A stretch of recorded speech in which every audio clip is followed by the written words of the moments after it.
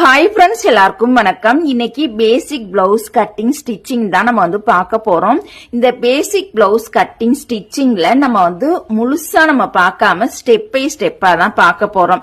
இந்த பேசிக் blouse cutting ஸ்டிச்சிங்ல தேவைப்படும் பொருட்கள் என்னென்னு பாத்தீங்கன்னா, கண்டிப்பா ஒரு சாக் பீஸ் தேவைப்படும், மர ஸ்கேல் கண்டிப்பா தேவைப்படும். இப்ப இந்த கிளாஸ்ல நம்ம நார்மல் பிளவுஸ் தான் கட் பண்ணி தைக்க போறோம். ஓகேங்களா? நார்மல் பிளவுஸ் தான் எடுத்திருக்கோம்.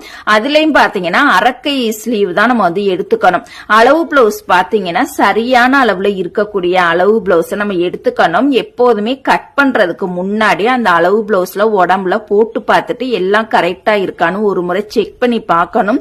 எல்லாமே சரியா இருந்தது அப்படின்னா அந்த அளவு பிளவுஸ அழகா நீட்டா சுருக்கமே இல்லாம அயன் பண்ணி எடுத்துக்கலாம். ஓகேங்களா?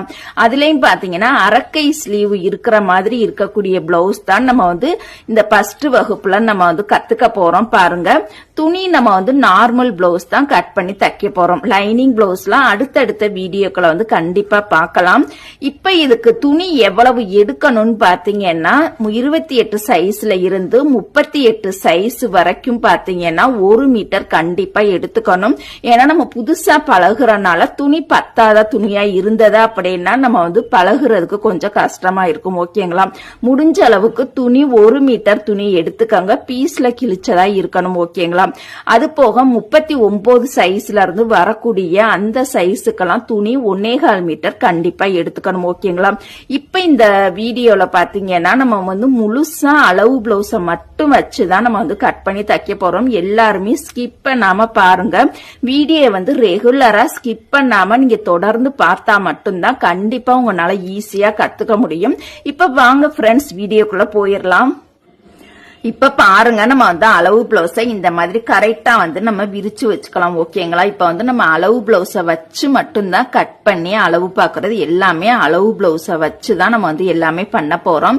இந்த அளவு பிளவுஸ வச்சு கட் பண்ணி தைக்கிறதுக்கு 2 அளவுகள் கண்டிப்பா நம்மளுக்கு தேவைப்படும். அந்த 2 அளவுகளை மட்டும் நம்ம கண்டுபிடிச்சு எழுதிக்கலாம். ஓகேங்களா? அந்த 2 அளவுகள் என்னென்னு பாத்தீங்கன்னா சைஸும் பிளவுஸோட ஹைட். ஓகேங்களா? இப்ப சைஸ் கண்டுபிடிக்க போறோம். ஓகேங்களா?